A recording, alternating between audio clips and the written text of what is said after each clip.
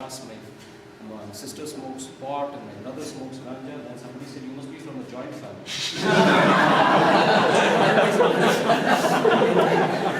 Part of the digression. So, I think key ingredients in the sense, there are so many speeches that we hear, there is so much of flamboyance, but there's hardly any content. Way back in the 60s in the US, there was a beef introduced by Wendy's. But the beef was so less that the customers started shouting, where's the beef? So similarly, when you speak, let the audience not ask you, where's the beef? Where's the content? And that is going to be a major setback. If I'm going to be talking to Toastmasters, I will tell you 50% content and 50% delivery, because we need a lot of these skills to win a contest. But if I'm talking to a presenter, I will say 70% is your content and at least 30% is your vocal variety, verbal thing and all. I'll tell you why. Most technical presenters fail because they are so horribly confident of their content. They put up all these slides and without any body language, without any, they keep on talking in the same monotonous manner. Such speakers are called as unlicensed hypnotists. One is to speak without any training. So please have that kind of life, or put some life into your speeches. That's what I think I learned. I stands for, that's exactly why I brought the PowerPoint. I stands for instruments. Today, let's face it, in most of the presentations, PowerPoint has become an inevitable tool. Yes or no? Even in classrooms, they are using PowerPoint to make teaching much more lively. Definitely, PowerPoint is an effective medium, but today it is being overused, used, abused, and reused. Most of the time, we are not worried about the presenter, we are worried more about the slides that we put up. I'm going to put up some jazzy slides, and then you come and tell me, hey CK, what a fantastic presentation, can I have the slides? Or can I have the PPT please? Which means the respect is only for the slides and not for you as a speaker. So I think one of the good messages that I've learned is, you should be the medium and use the PowerPoint only to amplify your message. Please don't put up essays there, but just put up bullet points that will add value and not come out with some kind of a storytelling. And as I already told you, I don't have to stress in the Toastmasters forum, non-verbals, gestures, voice modulation, all this helps to bring the audience to some kind of a shape. And G is the German term called Gestalt. Gestalt, G-E-S, non-verbals. Yeah. Your content-wise, you're great, but make sure non-verbals are also, because statues don't win audiences. There has to be some life. G stands for Gestalt, which means the whole is greater than the sum of the parts. If you want to select a high jump champion for your school, you're going to look out for one person who will jump 7 feet, not 7 persons who can jump 1 foot, right? So it's no point in you telling me I have a tremendous sense of humor, I can flow the audience, or you say I have a great body language or something. You have to have all in a sequence, only then you make a good impact. So that is S-P-E-A-K-N-G. S stands for scene, and let me see, P stands for participant. E, represent A, yeah, and K, intro facts, right? And I, instruments, and N, non-verbals, and G, gesture, or the whole is greater than the sum of the parts. But if you want to give you some parting, okay, are there any guests here? How many guests here? Okay. Now, do you really believe that you can learn public speaking just by listening to a guy like me? No. And what is the next step? Join Toastmasters. That is the only possible and practical way to become a public speaker.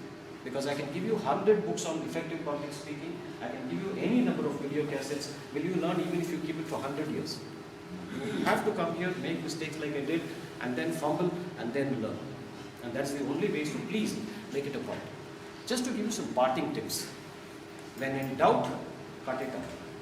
When you cannot explain a term or a one-liner or a joke, please do not mention this. Because the audience is very smart. Some guy like Rajdeep will get up and ask you a term, and you'll be exposed if you don't know the meaning. Right? Do you agree to this? When in doubt, cut it out. Everybody can follow this? Yes. Except the surgeons. Yeah.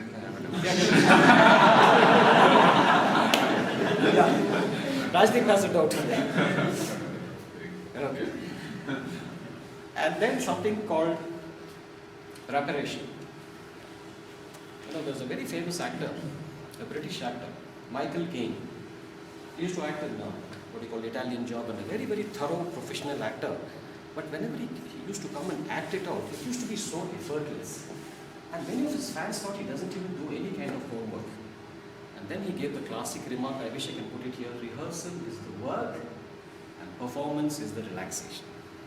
Ask any decent self-respecting public speaking champion, I'm sure he will tell you this. Rehearsal is the work and performance is the relaxation.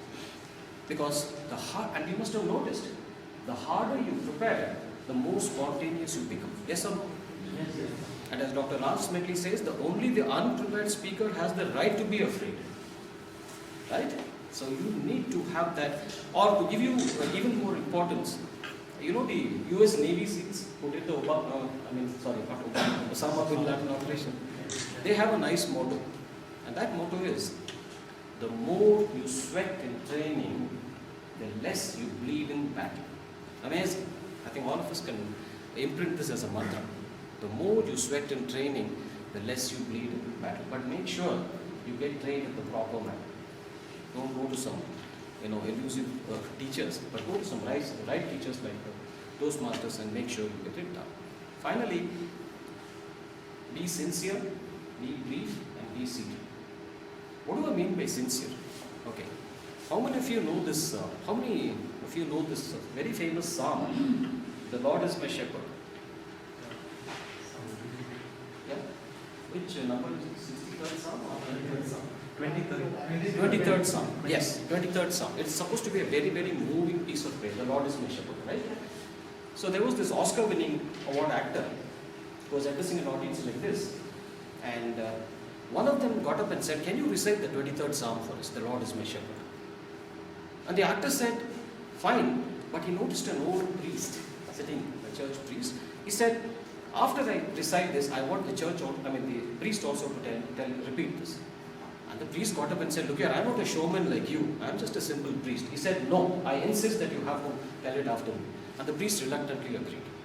The actor came, Oscar award-winning actor. There's no need to teach him about body language. He came and recited, "The Lord is my shepherd," a very moving piece of prayer, and the audience gave a thunderous applause.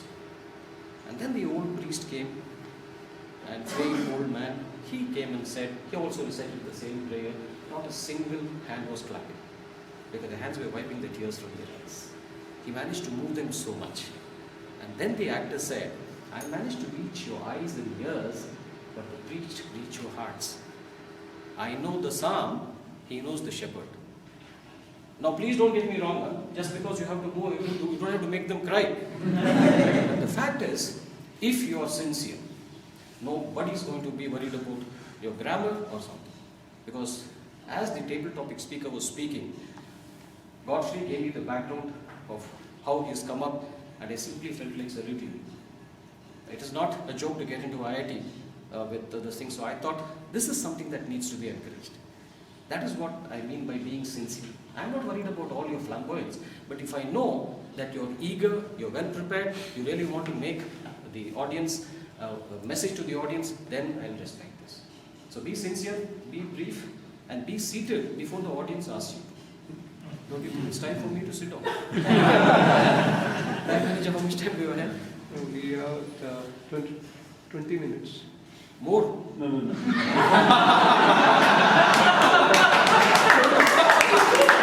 I can understand.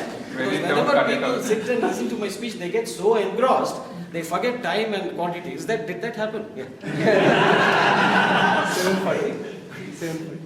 No, how many minutes more I'm asking? That's what I said. It's 20. 30 minutes done. 6 minutes more. That's what.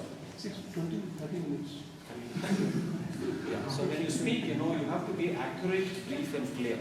Otherwise, all this will happen. What do you mean by accurate? When my friend Narayan Das, he was bitten by a snake.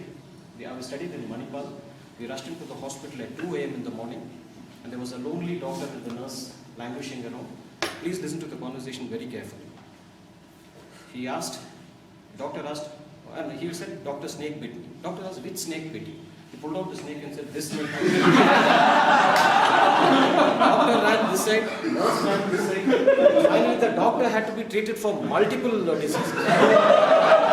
I still can't understand what the problem was. Because the doctor asked a question and my friend gave an accurate answer. It's like we do this thing.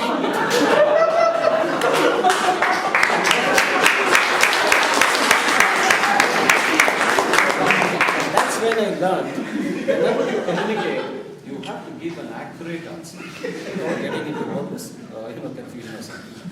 So since we have some 5 minutes, if there are any questions, I'd love to take them and then we'll wind it up. Either on the topic or anything else, and then I'll wind up. I have a question with